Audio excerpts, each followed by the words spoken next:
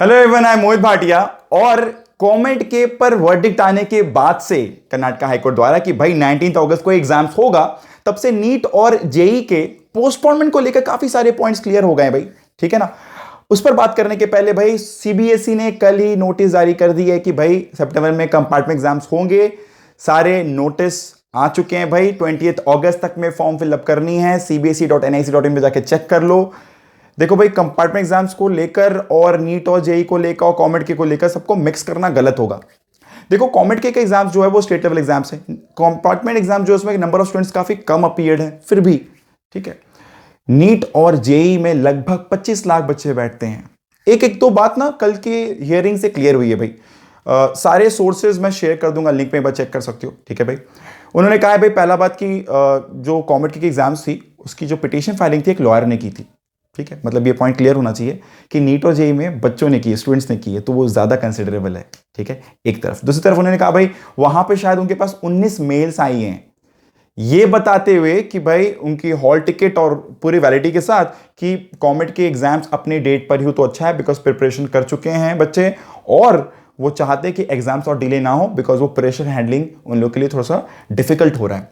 पर वहीं पर इस एग्जाम के अगेंस्ट में किसी बच्चे ने भी मेल नहीं किया। ये बात और है कि हैशटैग चल रहा है ट्विटर पे, इतना सारा न्यूज़ चल रहा है कि बच्चे नहीं चाहते हैं, फिर भी ये कंसिडरेशन किस तरह हुआ नहीं हुआ मुझे पता नहीं। ठीक है, बट उन्होंने कहा कि इस तरह से उनके पास कोई मेल नहीं आया, मतलब कहीं ना कहीं they work on proofs, court works on proofs. तो ये बात समझने वाली बात है कि they work on proof and they need more proofs, कि भाई उनके पास डायरेक्टली मेल्स जाती।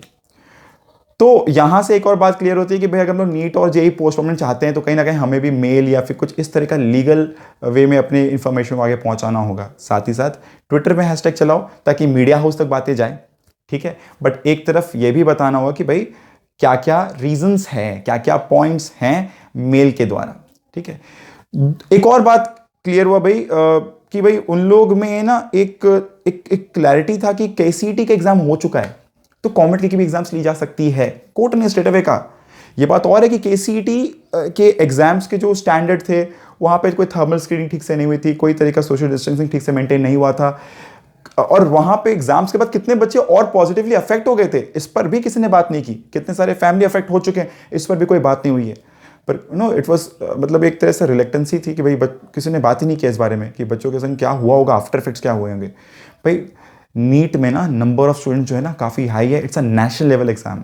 यहाँ पे हेल्थ रिस्क काफ़ी हाई है कंपेयर टू कॉमेट के, कंपेयर नहीं की जा सकती। इस एग्जाम के पोस्टपोन होने के चांस अभी भी काफ़ी हाई है। मैं बोल रहा हूँ बच्चों, अगर अपने मन में है कि भाई अपने को पोस्टपोन करवाना है तो अपने को जो हैशटैग और ये जो मेल्स है इस पर ध्यान देना होगा। और एक तरफ ये भाई, दूसरी तरफ ना एग्जाम पोस्टपोन होने को है। आई गेस को पता होगा आज हियरिंग थी जो 17 अगस्त को हियरिंग कन्वर्ट हो चुकी है भाई। और एडवोकेट आलोक श्रीवास्तव जी जो आवाज लेके जाने वाले सुप्रीम कोर्ट में, उन्होंने एक स्ट्रेट अवे कहा कि भाई ये पोस्टपोन होने वाला है, कैंसिल नहीं, तो प्रिपरेशन करते रहो, पढ़ाई करते रहो। जो कि मैंने हमेशा से कहा भाई पढ़ाई तो करना होगा अपने एंड पर। दूसरी तरफ इंटरेस्टिंग फैक्ट ये भी है कि ये जो पोस्टपोनमेंट है इसमें ना बहुत सारे बच्चे अगेंस्ट भी है कि भाई पोस्टपोन नहीं होनी चाहिए, बिकॉज प्रेशर हैंडलिंग नहीं होता है बहुत बच्चों से। ये भी बात सही है, पर बेटा सबके लिए बहुत सारे बच्चे ना, मतलब मुझे बहुत सारे बच्चों का मेल मैसेज आया कि उनके फैमिली में लोग कोरोना अफेक्टेड हैं। कुछ बच्चे ड्रॉप ईयर में हैं जो अफेक्टेड हैं इनके फैमिली में लोग, और घर से निकलना मना है या क्वारंटीन्ड है पूरा फैमिली। ठीक है, और ऐसा भी तो हो सकता है ना, कुछ लोग के फैमिली तो स्टडी में मना भी कि एग्जाम देने जाना नहीं है, बिकॉज उनको लगता है, ऐसा हो सकता है कि अगर एग्जाम हॉल में गए और वहां से हो सकता है बच्चे अफेक्ट हो गए, घर पर एक बड़ा जॉइंट फैमिली है तो कोई बुजुर्ग भी अफेक्ट हो सकता है, और इस तरह से डिजीज बड़े रूप में फैल सकती है भाई।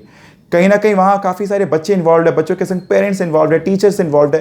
तो जो इन्वॉल्वमेंट अमाउंट है नीट और जेई का काफ़ी हाई है कंपेयर टू कॉमेट के या फिर कंपार्टमेंट एग्जाम्स। तो आई होप ये सारी बातें पॉइंट्स को, इन सारे पॉइंट्स को कंसिडर कर जो भी हम लोग के फेवर में वर्डिक्ट आएगा, बट अपने एंड पर पढ़ाई करते रहो भाई। किसी को कुछ भी और पॉइंट्स रहे, कोई भी और डाउट रहे तो क्लियर कर सकते हो।